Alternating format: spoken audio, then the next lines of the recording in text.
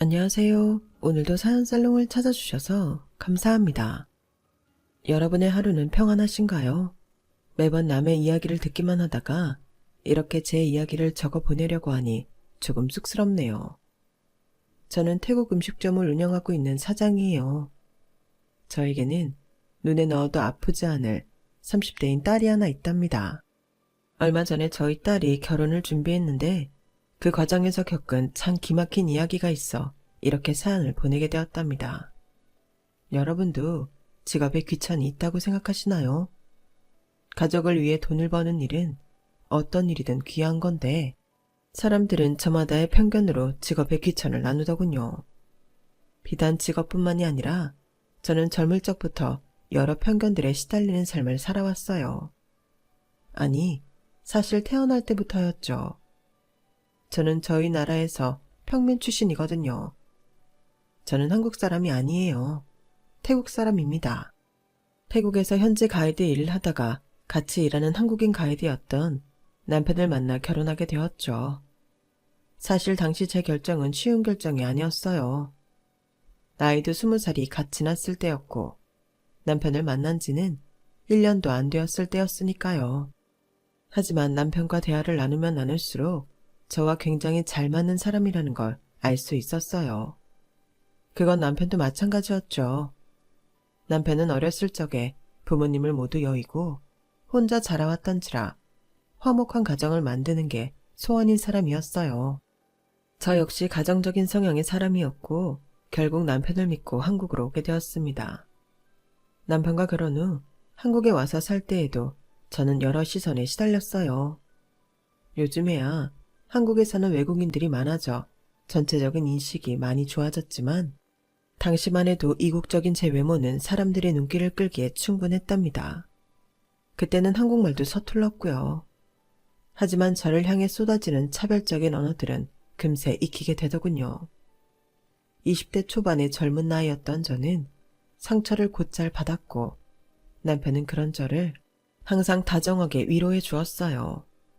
가끔 정말 무례한 사람들이 있으면 저 대신 싸워주기도 했죠. 저기요, 이 사람 한국말 잘하거든요. 남의 와이프한테 그게 무슨 무례한 소리입니까? 그냥 하는 말이지 뭐. 내가 뭐 없는 소리를 했나? 왜 역정을 내고 난리야? 사람 앞에 두고 그딴 식으로 얘기하지 마세요. 그것도 장사하는 사람이. 가난한 나라에서 온 건 사실이잖아. 당신 왜 사람을 이상한 사람을 만들고 난리야? 가난은 그쪽 인식이 가난한 거죠. 뭐 얼마나 대단한 거 팔고 부자같이 산다고 그딴 소리를 면전에 대고 해. 지금 당신이 큰 소리 낼 자격이 있어? 앞으로 이 가게 다시는 오나봐라. 그런 일들이 매번 있지는 않았지만 남편은 그게 신경이 쓰였나 봅니다. 일이 없을 때면 아예 집 코앞에 있는 슈퍼나 동네 시장을 가게 되더라도 될 수 있는 한 제 손을 잡고 같이 나가주었어요. 지금 생각해보면 그런 남편이 없었다면 전 진작에 고향으로 돌아가 버렸을 거예요. 남편은 저와의 결혼을 계기로 한국에서 다시 사회생활을 시작했는데요. 영어도 잘하고 태국어도 잘했던 남편은 통역사 일을 하며 생계를 유지했습니다. 통역사로 일하는 게 열심히 할수록 꽤 많은 돈을 벌 수 있더군요. 남편은 일이 들어오면 마다하는 법이 없었어요. 덕분에 몇 년 지나자 꽤 돈을 모았고 저희는 그나마 외국인 인구가 많다는 동네에 작은 집을 구할 수가 있었답니다. 그리고 새 보금자리로 들어가게 된 그 해에 저는 우리 딸을 출산하게 되었고요. 딸아이가 점점 커가면서 옹알이를 끝내고 본격적으로 말을 배우게 되니까 저는 내심 제가 한국말이 서툰 것이 걱정이 되었어요. 괜히 우리 딸이 한국어 발음이 어눌해지지는 않을까? 아니면 너무 한국말을 잘해서 나랑 소통이 어려워지지는 않을까 하는 생각이 들었죠. 남편 말로는 아이들은 언어를 습득하는 능력이 뛰어나서 걱정할 일이 없다고 했지만 저는 불안감을 지울 수가 없었어요. 그래서 용기를 내서 딸아이의 손을 잡고 계속 어디든 나갔습니다. 아이들이 많이 모여있는 놀이터라도 매일 들르려고 했고 시내를 다니기도 했어요. 신기하게 그 전에 한국 사람들은 저에게 차갑거나 냉정한 일이 많았는데 아이와 함께 다니니 전부 언제 그랬냐는 듯 따뜻해지더군요. 동네가 달라진 것도 한몫했겠지만 그래도 정말 눈에 띄게 달라졌어요. 놀이터에 혼자 덩그러니 앉아있자 동네의 엄마들이 하나둘씩 말을 걸어주고, 시장에 가더라도 아줌마들이 아이가 귀엽다며 한마디씩을 덧붙이시곤 했죠. 외국에서 오셨나 보네. 애기가 너무 예뻐요. 남편은 한국 사람? 네, 한국 사람이에요. 결혼해서 여기 들어온 거예요. 한국은 살만해요? 고향 떠나와서 애까지 키우려니 엄청 힘들죠? 애 키우니까 한국말을 더 배우고 싶은데 아는 사람이 잘 없어서요. 자주 나오고 사람들이랑 어울리고 그래요. 여기 요만한 애 키우는 엄마들 많아. 애 이름은 뭐예요? 하늘이요. 하늘이 이름 예쁘게 잘 지었네. 한국에 사는 애 엄마들은 다 애 이름으로 부르거든요. 하늘엄마, 저기 유치원 뒤쪽 놀이터로 가봐. 동네 애 엄마들 다 거기서 놀고 있으니까. 나물 파는 아주머니의 말을 듣고 놀이터로 가보니 정말 동네 애 엄마들이 다 모여있는 것 같았어요.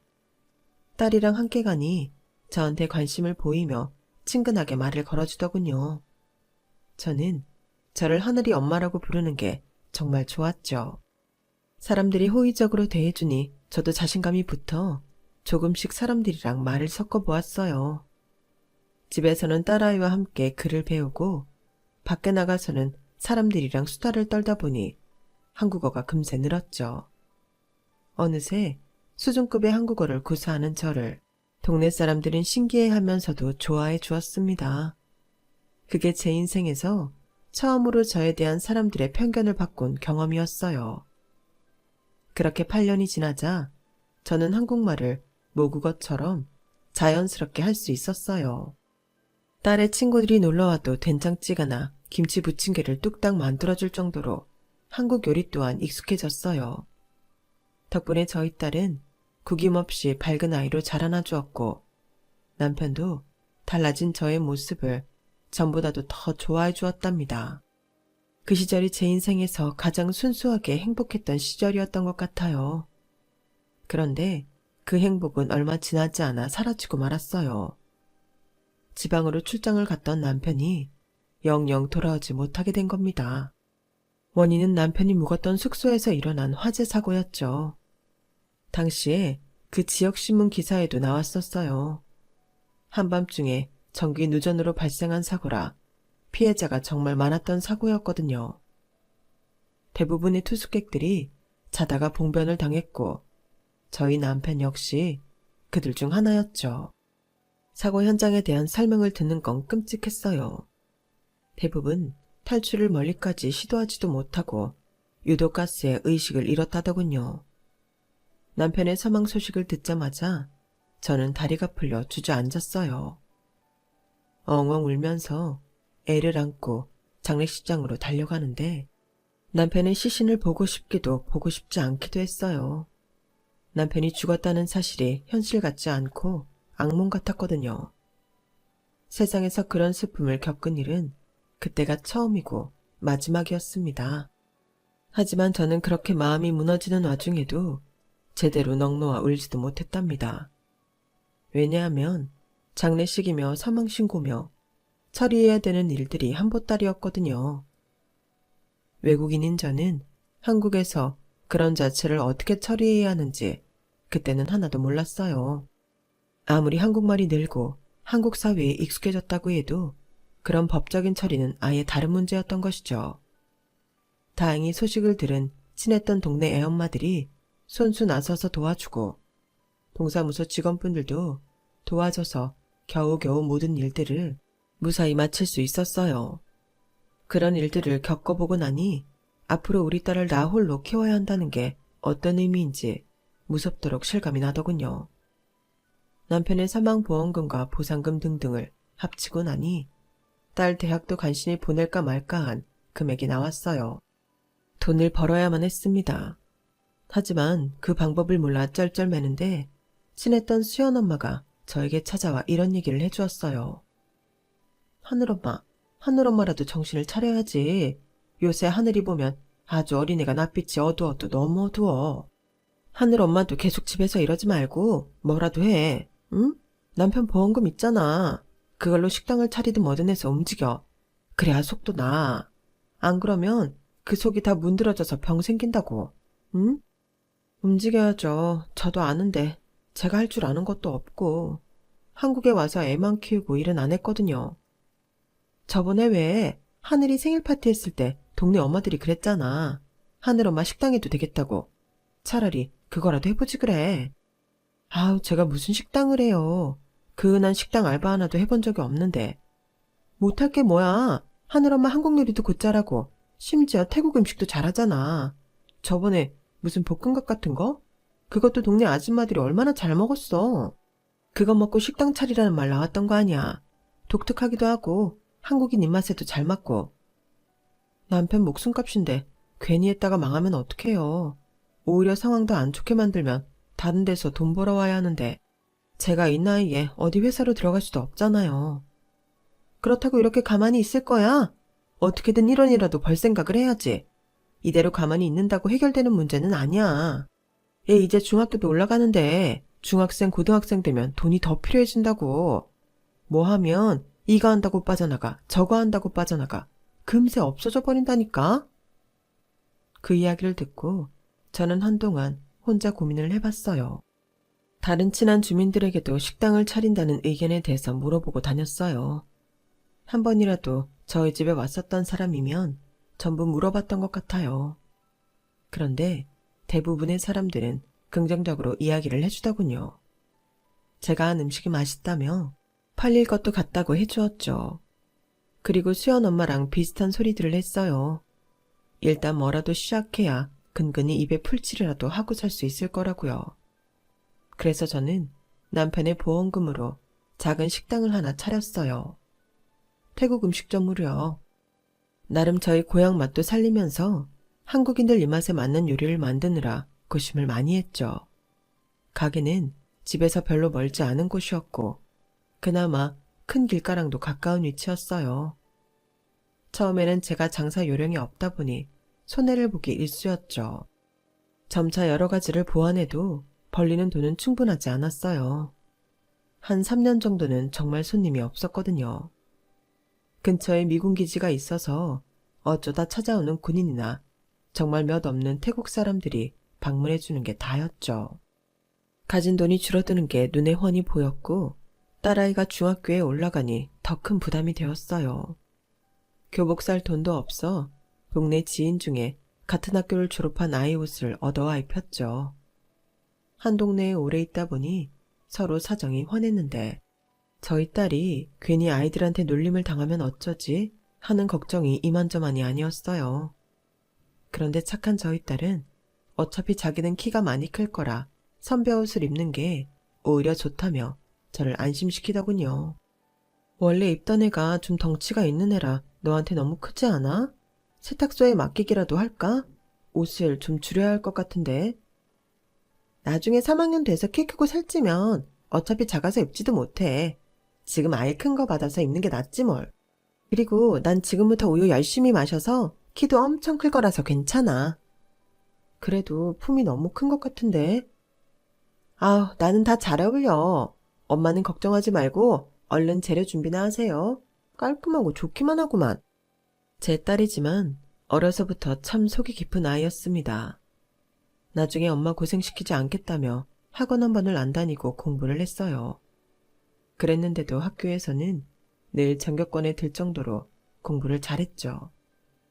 제 앞에서는 생글생글 웃었지만 딸도 정말 치열하게 자기와의 싸움을 한 거였어요.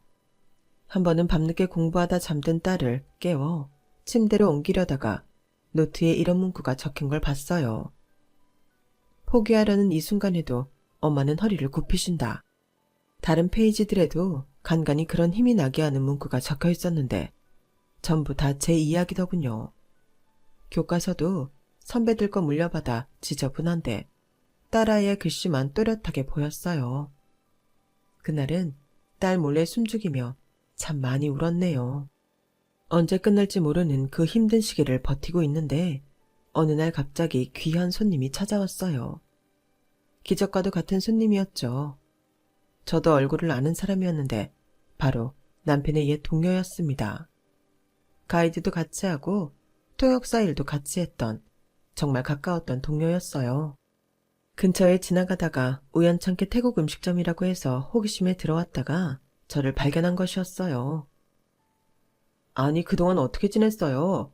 저는 오랜만에 태국 음식이 먹고 싶어서 눈에 보이는 대로 들어왔는데 재수 씨를 만날 줄은 진짜 꿈에도 몰랐어요. 남편 보험금으로 작게 차렸어요. 딸도 키워야 되고 제가 할 수 있는 게 요리밖에 없으니까요. 뭐 보시다시피 그다지 잘 되는 건 아니지만 그래도 딸이랑 둘이 살아가고는 있어요. 소식 들었어요. 아, 그때 제가 해외에 있어서 소식을 좀 늦게 들었거든요. 한번 찾아봤어야 하는데 미안해요. 여기 가게 차린 지 얼마나 됐어요? 그새 한국말이 더 느셨네. 완전 한국 사람 다 됐어요. 3년 정도 됐어요. 아, 애 키우고 애 엄마들이랑 수다 떨고 여기서 일하고 하다 보면 뭐 쑥쑥 늘죠. 하, 그럼 빨리 늘죠. 다름이 아니라 음식이 너무 맛있어서 그런데 저 요즘 가끔 태국에서 우리나라로 여행하는 분들 가이드 해드리거든요. 업무차 오신 분들 통역도 해드리고요. 그분들 여기로 아예 데려오면 어떨까 싶은데 괜찮아요? 네? 그러면 저는 너무 감사하죠. 어쩌다 한 번씩만 들려줘도 고마운걸요. 그 뒤로 그 동료분은 정말로 손님들을 잔뜩 데리고 찾아와 주더군요. 그리고 그 홍보 효과는 정말 엄청났어요. 저희 집은 태국인 관광객들에게 필수 코스가 되면서 입소문을 타기 시작했고 마침 그때 저희 지역에 미군 기지가 사라지면서 유입 인구가 많아지자 손님들은 더 많아졌어요. 그러다 보니 태국인들도 찾는 진짜 현지의 맛이라며 한국 사람들에게까지 유명해졌고요. 이렇게 짧은 시간 안에 큰 돈이 벌리자 저희 모녀는 어안이 벙벙했습니다. 처음 큰 돈이 들어왔을 때는 밥상에 고기도 차리고 딸아이가 좋아하는 떡볶이도 차려놓고 둘이 눈물을 훔치기도 했어요. 하지만 기쁨의 눈물은 거기서 끝이 아니었답니다. 저희 딸이 우리나라에서 제일 좋은 대학교, 법학과에 들어가게 된 거였어요. 엄마, 나 합격이야. 진짜? 서울대? 세상에, 아우 세상에나. 우리 딸 진짜 서울대를 합격했어? 아, 고생했어 우리 딸. 그동안 너무 고생 많았다. 너무 고생 많았어. 아니야 엄마, 너무 고마워. 그동안 나랑 같이 밤새주고 엄마가 더 고생 많았어. 엄마 너무 고마워. 그동안 잠도 줄여가며 악착같이 공부한 노력의 산물이었죠. 딸과 저는 또 한 번 기쁨의 눈물을 흘리며 얼싸 안았어요. 그간 힘들었던 날들이 전부 머릿속을 스쳐 지나가더군요. 제 딸아이 학비는 전부 제가 대주었어요. 딸은 자기가 일해서 벌 수 있다고 한사코 말렸지만요. 저는 돈을 벌면 우리 딸부터 원 없이 공부하고 좋은 음식만 먹게 해주고 싶었거든요. 그렇게 중고등학교 때와는 달리 여유로운 대학 생활을 보낸 딸은 거기서도 열심히 공부해서 변호사가 되었답니다. 그 사이 저희 가게는 방송에도 나오고 더욱 유명해져 손님이 감당할 수 없을 만큼 많아졌어요. 결국 5호점까지 지점을 늘리게 되었는데요. 덕분에 저희는 원래 장사를 하던 건물을 통째로 사서 가게를 전부 새단장하고 딸과 함께 지내는 집은 더 좋은 곳으로 이사를 갈 수 있었죠. 고향 식구들도 1년에 한 번씩은 한국으로 초대할 수가 있었고요. 다들 저희 모녀를 얼마나 자랑스러워하는지 모릅니다. 시험 합격 후 바로 변호사 사무실을 차려 고군분투하던 딸은 몇 년 만에 업계에서 꽤 좋은 평가를 받을 수 있었고 그렇게 입지를 탄탄히 다져가고 있었습니다. 정신을 차리고 보니 저도 어느덧 60살이 넘었어요. 아무래도 나이가 드니 무릎이며 어깨며 하나둘씩 삐그덕거리기 시작하더라고요. 병원을 여러 군데 다녀봤지만 다들 하나같이 당분간은 움직이지 않아야 한다더군요. 20년 가까이 주방 일을 하다 보니 이미 관절에 무리가 많이 가 있었다고 합니다. 결국 저는 주방 일에서는 손을 놓고 대신 틈틈이 가게로 가 주문도 받고 결제도 하며 조금이라도 가게에 머무르려고 했어요. 평생 하던 일이라 집에서 놀고 먹자니 적응이 안 되더라고요. 지점들을 돌아다니며 눈에 보이는 작은 일들, 소위 말하는 허드렛 일을 조금씩 했습니다. 운동 삼아서요. 딸과 함께 산책도 자주 다니고 근처 헬스장도 같이 다녔어요. 저희는 항상 자매처럼 꼭 붙어 다녔죠. 그런데 어느 날부터인가 딸이 자꾸만 핸드폰을 보고 정신이 딴 데 팔려 있는 듯 하더군요. 올 것이 왔구나 싶었어요. 저희 딸이 그전에도 연애를 안 했던 건 아니지만 이번에는 뭔가 느낌이 달랐죠. 아니나 다를까 그 다음 애가 되자마자 남자친구와 손을 꼭 붙들고 저에게 인사를 하러 왔어요. 예비서희는 젊은 교수였는데 키도 인상도 훤칠한 사람이었습니다. 저에게도 깍듯하고 모든 방면에서 훌륭했지만 저는 어딘가 모르게 석연찮았어요. 자신감 넘치고 여유로운 모습은 좋았지만 그게 지나친 느낌이랄까요? 가이드 일도 그렇고 식당 일을 할 때도 항상 사람을 대하는 일을 했던 저였기에 본능적으로 느껴지는 안 좋은 것이 있었어요. 굳이 표현하자면 저에게 결혼을 허락받으러 온 것이 아니라 본인이 제 딸과 결혼을 해주겠다고 알려주러 온 것 같았죠. 아우 어머님, 그동안 저희 하늘이 이렇게 예쁘게 키워내시느라 너무 힘드셨죠? 하늘이한테 아버님 얘기는 들었습니다. 이제 걱정 마세요. 안 그래도 하늘이는 처음 봤을 때부터 정말 지켜주고 싶은 아이였거든요. 제가 앞으로 정말 잘해드릴게요. 든든하네. 태수는 부모님이 모두 계시나 보구나. 부모님이 이렇게 멋진 아들 두셔서 참 자랑스러우시겠다. 아이, 그럼요. 저희 부모님은 두 분 다 공직자이신데 아직 퇴임은 안 하셔서 일하시는 중이에요. 그러고 보니 어머님은 식당 일 하신다고 들었던 것 같은데 맞나요? 뭐 그냥 운동삼아 하는 편이야. 나이가 드니 집에만 있기도 그래서. 그럴 수도 있죠. 전 되게 열린 사람이에요. 안 그래도 하늘이가 워낙 똑부러지고 생활력이 강해서 제가 반한 거였거든요. 저한테 시집 오면 그럴 필요도 없겠지만요. 너 앞으로 생활이 엄청 편해질 거야. 내가 그렇게 해줄 테니까. 제 귀에는 그런 말들 속에 숨어있는 묘한 잘난 척들이 들렸는데 딸아이의 눈에는 그렇지 않았나 봅니다. 예비 사이가 가고 제가 넌지시 딸아이한테 그 사람 많이 좋아하냐고 떠보듯 물어보니 활짝 웃으며 그렇다더군요. 뭔가 귀엽기도 하고 남자답기도 하고 엄마가 보기에도 그렇지 않아? 뭐 보기보다 촐싹거리는 면은 있는 것 같긴 한데. 그치? 근데 난 저렇게 자신감 넘치는 남자가 멋있더라고. 그 전에 남자들은 은연중에 나를 좀 부담스러워하는 게 있었는데 이 사람은 그렇지도 않고. 하긴 작년부터 너 맨날 집 앞까지 바래다주고 했었잖아. 요즘 세상도 흉흉한데 그게 전부터 고맙기는 하더라. 딸아이가 좋다고 하니 뭐라 말리기도 어렵고 실제로 자신이 호언장담하는 만큼 우리 딸한테는 잘해주니 저도 딱히 반대할 이유는 없더군요.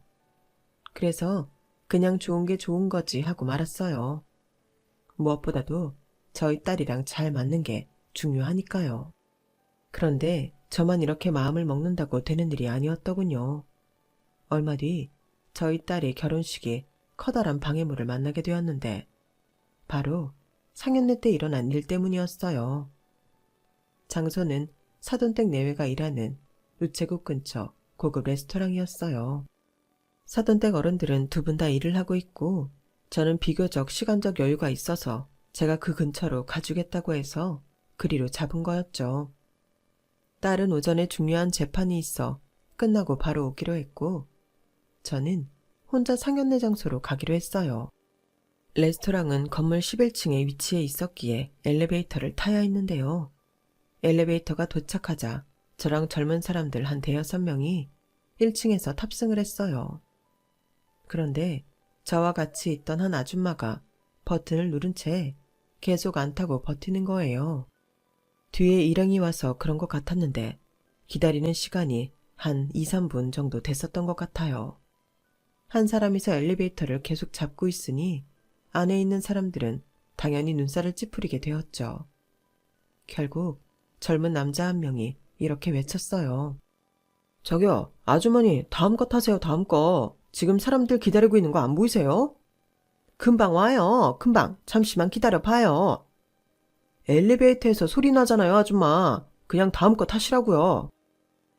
저기 오네. 아우, 저기 오잖아요, 좀. 그걸 못 기다린다고 그렇게 화를 내요?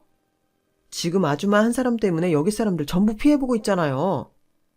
아니 뭐 돈이 떨어지기를 했어 뭘 했어. 피해를 봤으면 뭐 얼마나 왔다고. 왔네 왔어. 여보 빨리 와. 여기야. 아저씨가 모습을 완전히 드러내자 아줌마는 크게 손짓을 했고 그러면서 한순간에 누르고 있던 버튼에서 손을 뗀 것 같았어요. 그러자마자 바로 문이 닫히려 했고 아줌마는 놀라서 문틈에 들고 있던 가방을 끼워 넣더니 억지로 문을 비집고 들어왔죠.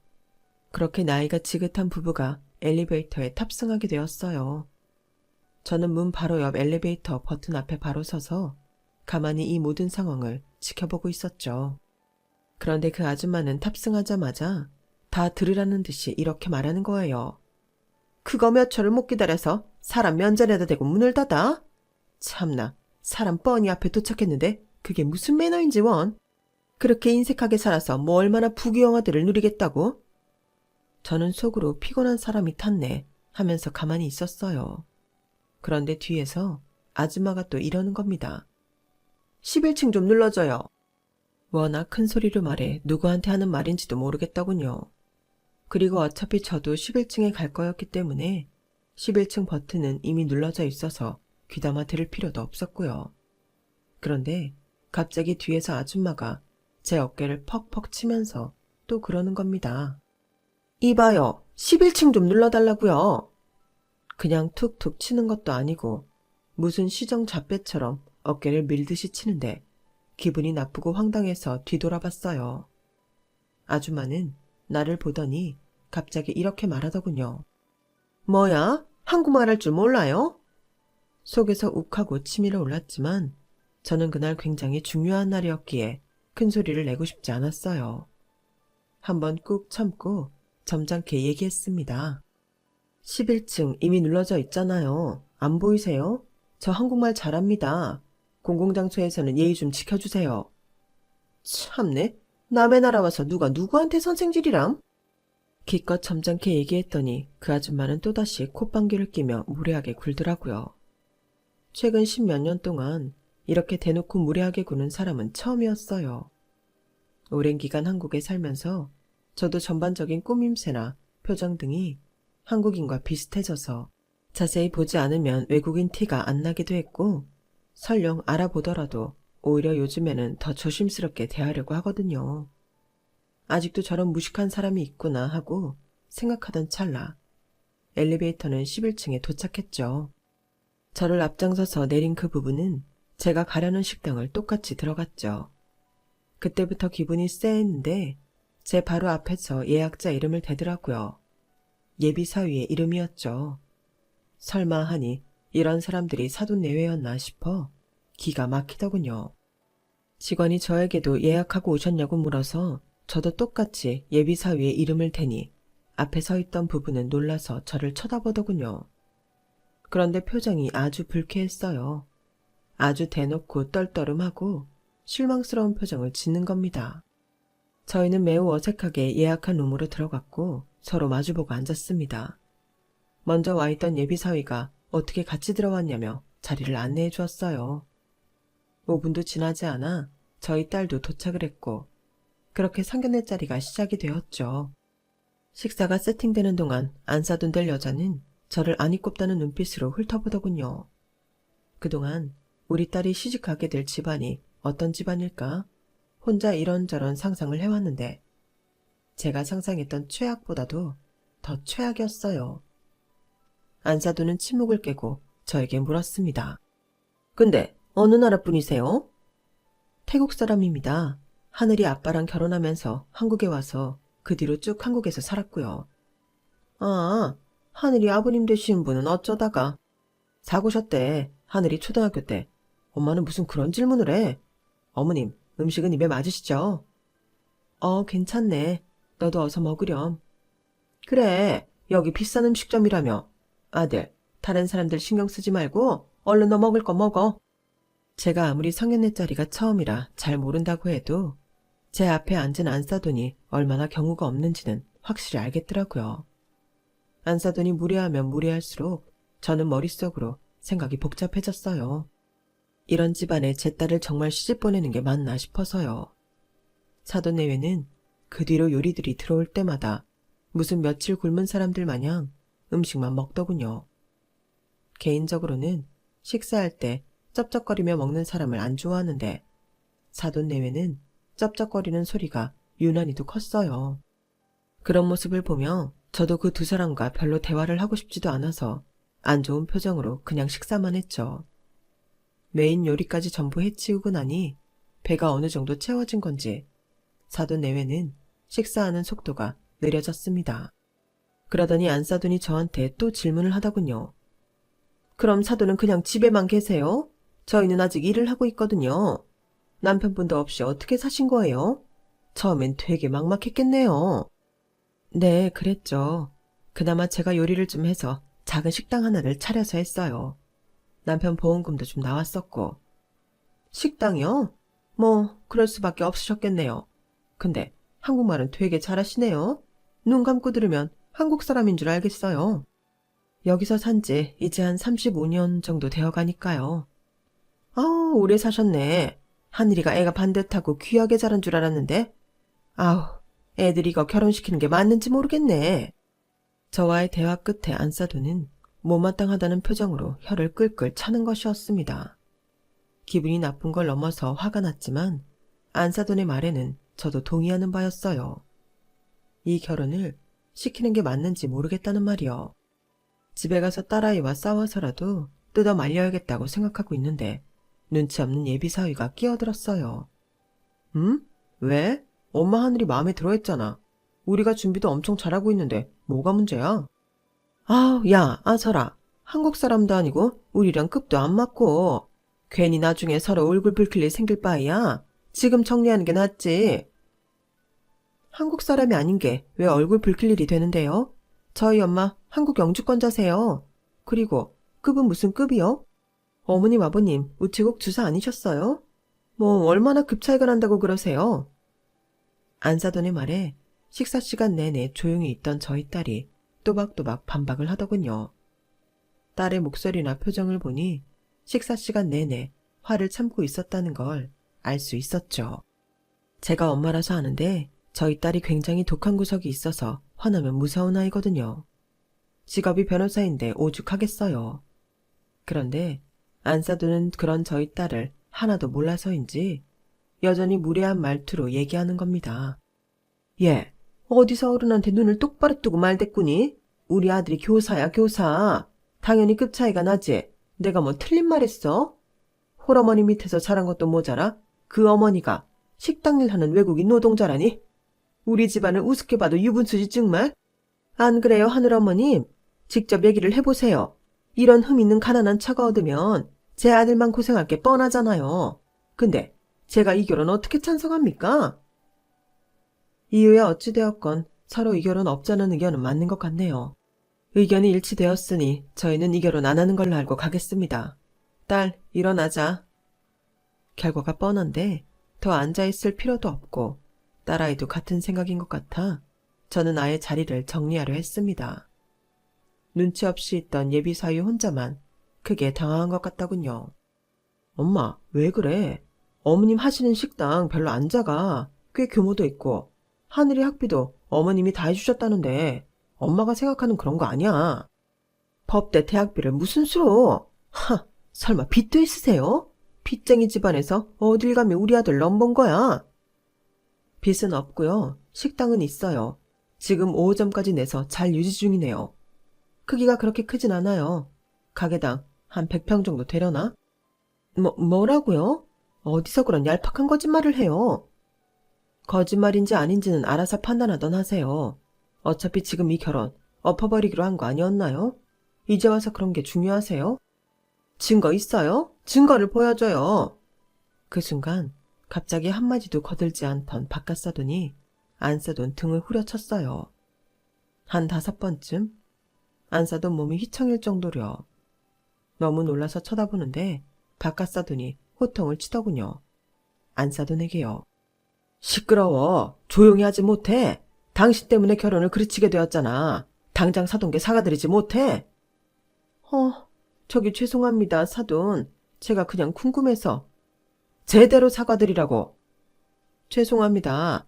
제가 그런 큰 식당을 운영하시는 줄 몰라서 정말 죄송해요, 사돈. 죄송합니다. 우리 집사람이 항상 입방정을 떨어서 제 폭을 깎아먹는 버릇이 있어요.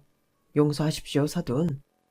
안사돈은 머리가 다 헝클어진 채로 갑자기 풀 죽은 강아지가 되어서 저에게 더듬더듬 사과를 했어요.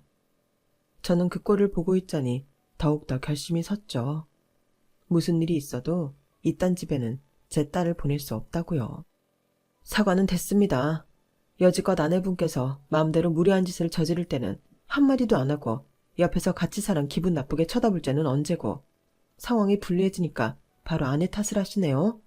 그것도 남이 보는 앞에서 폭력까지 써가면서요. 태수가 어떤 가정교육을 받고 자랐는지 잘 알겠습니다. 그리고 이딴 되먹지 못한 가정에는 절대 우리 딸 시집 못 보내요. 저희는 이만 가겠습니다. 그리고 제 딸을 데리고 나와버렸답니다. 예비서인은 이러지도 저러지도 못한 채 쩔쩔매고, 안사돈은 저를 붙잡으며 한 번 더 사과하려고 했으나 제 딸이 뿌리쳐버렸어요. 저희 몸에 한 번이라도 더 손대면 폭행으로 신고할 줄 알아요. 변호사인 제 딸이 버럭 소리를 지르니 세 사람 모두 선뜻 저희에게 다가오지 못했고, 저희 두 모녀는 그렇게 식당을 나섰죠. 그 뒤로 한동안은 예비 사위였던 태수에게서 연락이 오는 모양이었어요. 결혼을 다시 한번 생각해달라는 내용이었겠죠. 제 딸이 계속 거절하고 연락을 안 받자 하루는 제가 식당에 있는데 예비 사위와 안사돈이 찾아오더라고요. 가게 문 밖에서 쭈뼛거리고 있을 때부터 직원에게 뭔 일 있으면 바로 경찰을 부르라고 하고 나왔는데, 저를 보자마자 대뜸 무릎을 꿇더군요. 예비사위 말고 안사돈이요. 사돈, 저희 아들이 하늘이를 정말 많이 좋아한대요. 제가 그날 저지른 무례는 용서해 주세요. 제가 정말 잘 몰라서 그랬어요. 제가 그날 정말 잘못했습니다. 이 결혼 다시 진행시켜 주세요. 하늘이는 제가 제 딸처럼 정말 금이야 옥이야 잘 보살펴 줄게요. 누가 누구 사돈이에요? 이보세요. 꿈 깨세요. 제가 그냥 허름한 식당 주인인 줄 알았을 때는 급이 안 맞는 것 같더니 돈 좀 있다고 하니까 무릎이라도 꿇어서 잡아야겠다는 생각이 들던가요? 그 틀려먹은 생각이 저희 집안이랑 영 급이 안 맞아서 도저히 이 결혼 다시 못하겠네요. 제 눈에 흙이 들어가도 제 딸 그쪽 집안에 시집 보낼 생각 없으니까 돌아가세요. 그리고 소금을 뿌려서 두 사람을 내쫓아버렸어요. 식당 일을 하니 굵은 소금이 바로 있어서 좋더군요. 세상에, 예비 사위는 아들이라는 놈이 자기 엄마가 무릎을 꿇고 울며 불며 비는데 그 옆에 서서 그런 제 엄마를 원망하는 눈으로 보고만 있더라고요. 그 꼴을 보니 역시나 이 결혼 무르기를 잘했다는 생각이 또 한 번 들었죠. 변호사였던 저희 딸은 그날 상견례 자리에 있었던 모든 대화를 녹음했어요. 언제 또 그 식당을 간 건지 CCTV 영상도 전부 수집해 놓았더군요. 파혼의 책임을 전부 예비 남편 탓으로 돌리고 위자료를 얻어내겠대요. 결혼 준비에 들었던 돈과 모든 폭언으로 인한 정신적 피해 전부 배상해 내라고요. 그렇게 해서 이득이 있냐고 물어봤더니 딸은 너무나 쿨하게 이렇게 말하더군요. 별로 우리 입장에서는 큰 금액은 아닌데 그 집안에서는 꽤 큰 금액일걸? 그냥 화풀이로 하는 거야. 고생 좀 해보라고. 뭐? 뭐 그렇게까지 해. 저번에 소금도 한 바가지 맞고 갔는데 그만하면 됐지 뭘. 뭐가 그만하면 돼? 이 박하늘의 엄마를 건드리면 어떻게 되는지 똑똑히 보여줘야지. 앞으로 다른 남자 만날 때마다 얘기할 거야. 내가 우리 엄마 건드린 인간들 어디까지 괴롭혔는지. 아우 기집애야. 너 시집 못 가. 그만해. 그 말에 기가 막혀서 등짝을 치니 딸은 깔깔 웃으며 자기 방으로 후다닥 도망가더라고요. 딸이 농담과 과장을 섞어서 하는 말투였지만 그 내용은 전부 다 진심이라는 걸 압니다. 그런 딸이 고맙기도 하고 대견하기도 하고 약간은 미안하기도 하네요. 이런 일련의 일들을 겪고 나서도 딸이 여전히 씩씩해서 참 다행이기도 하고요. 그 후로 벌써 계절이 3번 바뀌었어요. 오늘은 저희 모녀가 오랜만에 주말에 아무 일정 없이 늘어지게 쉬는 날이었는데 요즘 삶의 낙하나가 사연살롱의 사연을 듣는 거랍니다. 평소처럼 제가 유튜브를 듣고 있으니 딸이 저희의 사연을 한번 올려보자고 제안하더군요. 그래서 이렇게 딸의 도움을 받아 저희의 긴 이야기를 작성하게 되었어요. 다 쓰고 보니 참 긴 이야기였네요. 저희의 이야기를 들어주신 여러분들께 항상 좋은 일만 가득하길 바래요. 항상 건강하세요. 여러분, 사연 댓글에 응원과 현명한 조언 부탁드려요. 좋아요와 구독은 저에게 큰 힘이 됩니다. 오늘도 좋은 일 가득하세요.